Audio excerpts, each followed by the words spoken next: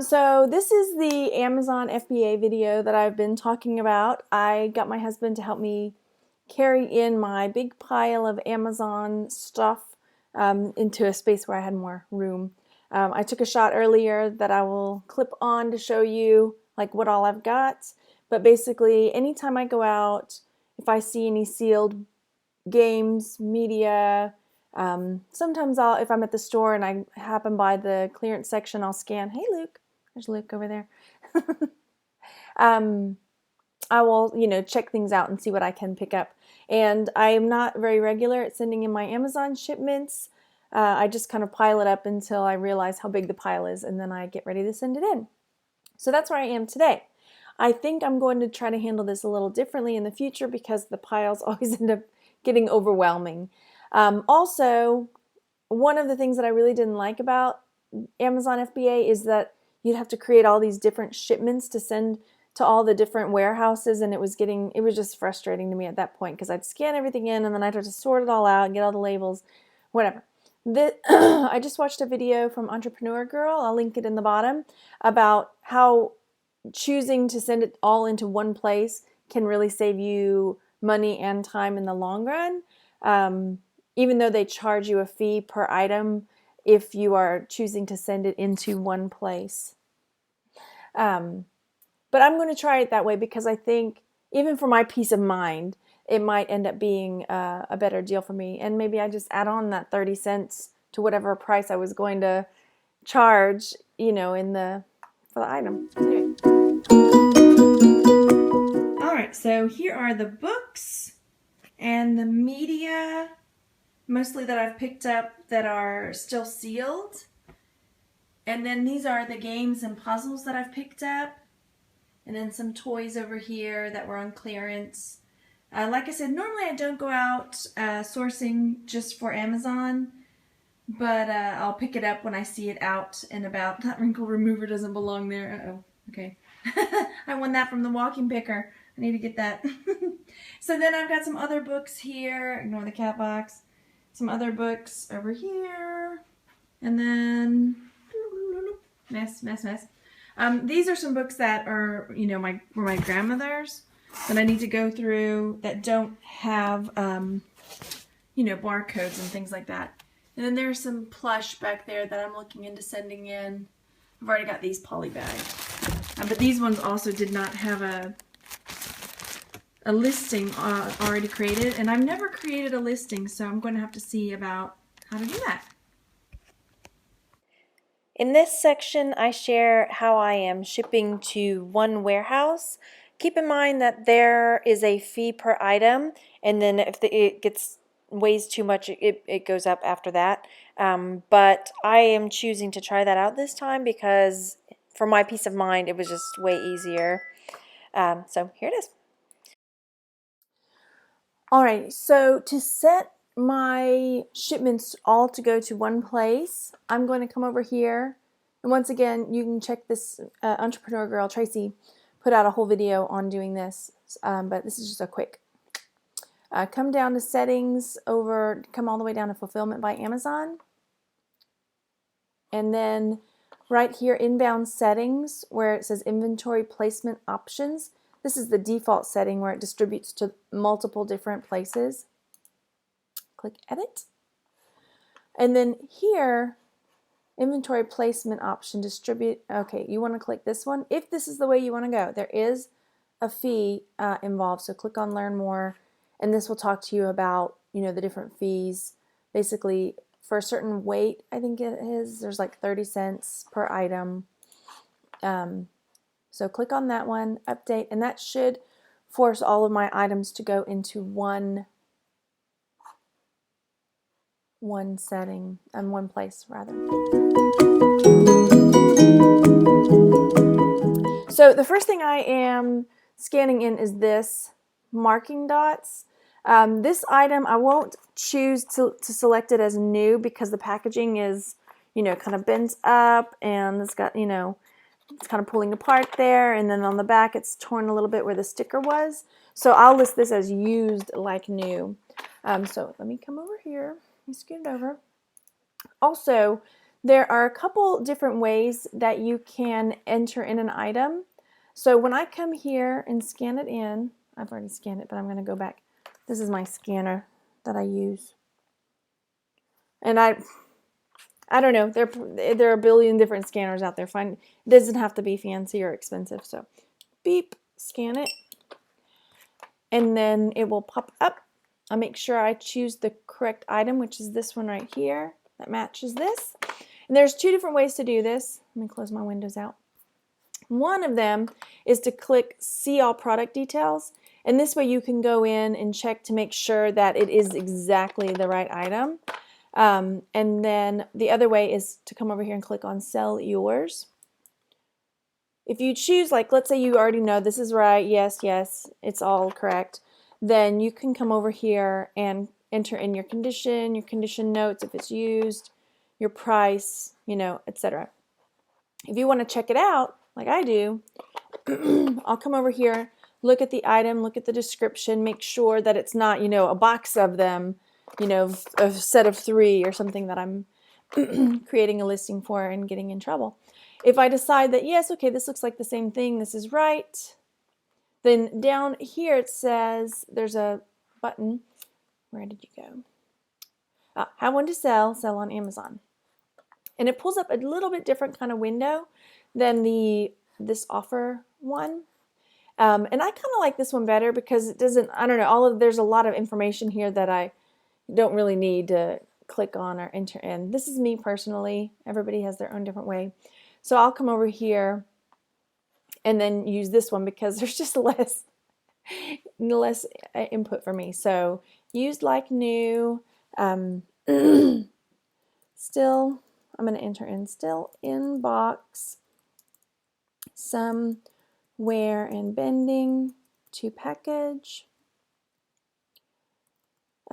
small torn, how do I want to say that the sticker kind of peeled, small peeled area on back of package where price sticker was.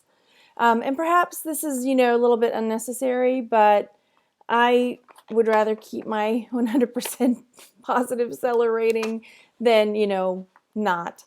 Quantity, I have 1, and then my price, I didn't see. I need to go back and see what everybody was selling theirs for. I like to kind of do that. So here I can click on this it'll pull up 1. I want to see who's on FBA. Okay, so all of these are on FBA over here. All right, so I'm looking over here at the new ones. Now let's click on used, free shipping. See, I like how they add their photos in. I know some people don't really, and it is time consuming, but if you see, you know, so many listings and one of them has a photo, you're more likely to go over there and check that one out because you can get a better feel for exactly what you're getting. Anyway, well, like I was saying, I'm going to go ahead and take a quick snapshot of my item. And yeah, it takes a little longer, but not really. And what I do is when I'm watching live shows or if I'm watching TV, then I can just sit and pop these photos in there, no big deal. So now I have to decide. This one says $8, but this is not free shipping. There are none. Used like new. These ones are new. So I'm probably going to pop mine in at, let me see, free shipping again. I'm probably going to put mine in there right in here, so like $11.99, because then mine will pop up, used like new, if they click on free shipping, all, you know, free shipping, then it'll pop up with the picture. So I'm not using that one. Sorry, this is kind of convoluted. $11.99 is what I'm going for. Oh, golly, y'all. Okay, $11.99 comes down there. That was the quantity. How many am I sending in? All right, so I want to have Amazon ship this. Continue. Create a new shipping plan. Continue to shipping plan. 1. I had a little bit of technical difficulties at the end of that listing, so I'm going to take you all the way through on the next one. So this is something new that I'm trying. I'm sending in a pattern. Excuse me. Now I'm making sure that the pattern I'm sending in is new, that it is uncut, and that it has the directions, which this one is. I'm going to open it up just to make sure. Yeah, it's all new, uncut. I scanned a few of these in one day just out of curiosity, and some of them came up okay.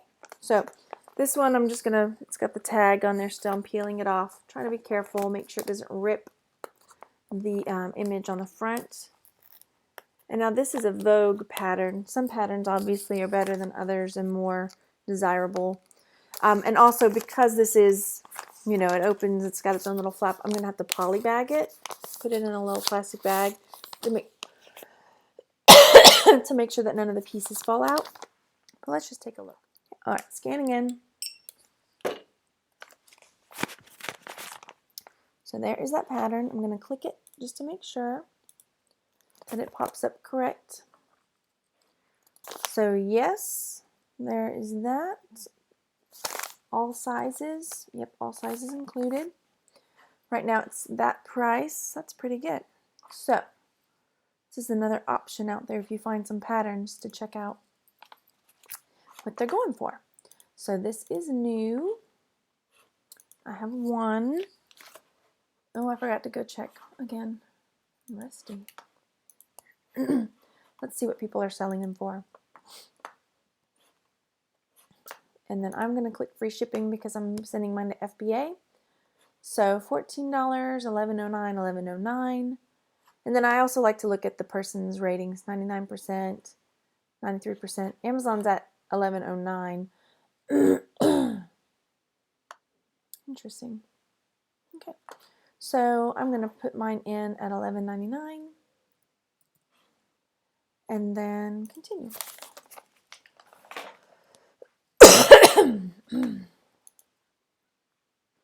So for whatever reason, I decide just to quit talking during this portion of the video. You'll click on continue to shipping plan, and then you will enter in how many you are sending in. Hello, Margaret, come on back. There it is. 1, continue. And here you are going to preview, I think that's what it says up there, products. Yes, make sure everything's correct. Click continue, prepare shipment. And then here are the labels, like what label you're going to use, but I don't print my labels one by one. I do it all at the end of the shipment. Here's asking us to review the shipment. I'm adding it to this particular shipment because we want to send it all into one spot. Approve, and then it will say, okay, are you ready to work on the shipment?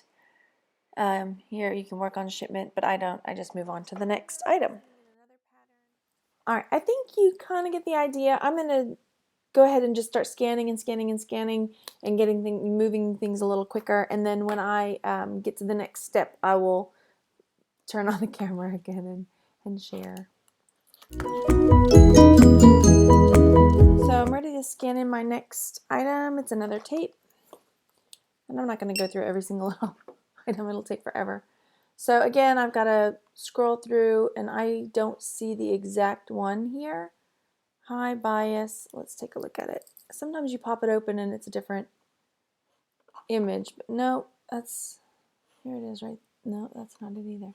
So I'm going to set this aside so I can do a little more research, because right now I'm just kind of going through things that are already listed.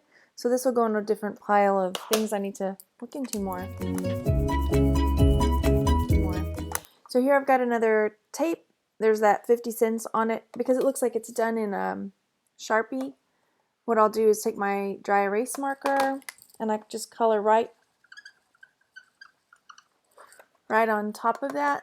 This works on slick surfaces like plastics and things. So I've colored with my dry erase marker right on top, and then with a tissue I just wipe it right off, and then it's off. So I've got 2 of these. So I've got some sticky residue here that I'm going to try to take off on this puzzle with this Goo Gone. And I'm going to spray it. And get my napkin. We'll see how this works. Alrighty, so the Goo Gone got all that stickiness off and all the little bits of paper that were still kind of stuck on. So that's how I get that off.